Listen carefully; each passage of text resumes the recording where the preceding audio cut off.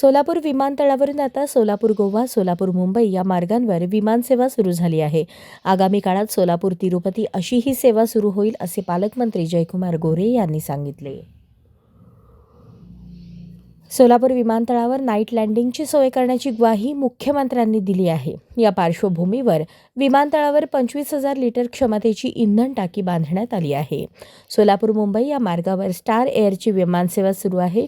मुंबई विमानांची गर्दी असते तेव्हा सोलापूरला येणारे विमान मुंबईला परत जाताना सोलापुरातच इंधन भरले जाते. प्रत्येक खेपेला स्टार एअरचे विमान सोलापुरातच 3,000 लिटर इंधन भरते. विमानतळ सुरू झाल्याने मंत्र्यांची विमाने, हेलिकॉप्टर सोलापुरात उतरतात, तेही इंधन भरतात.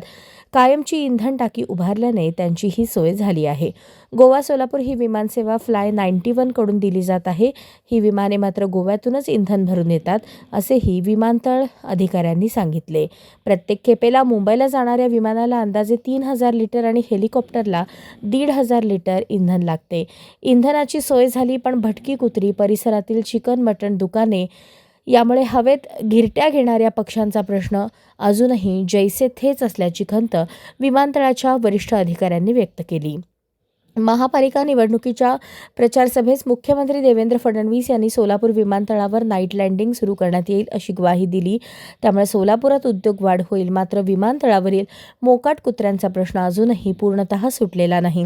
अनेकदा विमानतळ परिसरातील मोकाट कुत्र्यांमुळे विमानाला हवेत घिरट्या घ्याव्या लागतात, असे वरिष्ठ अधिकाऱ्यांनी सांगितले.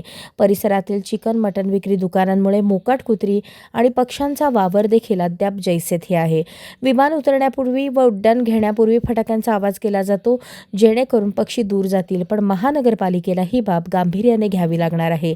विमानसेवा सुरळीत राहण्यासाठी महापालिकेने विमानतळ परिसरातील मोकाट कुत्र्यांचा बंदोबस्त करावा, अशी सोलापूरकरांची मागणी आहे.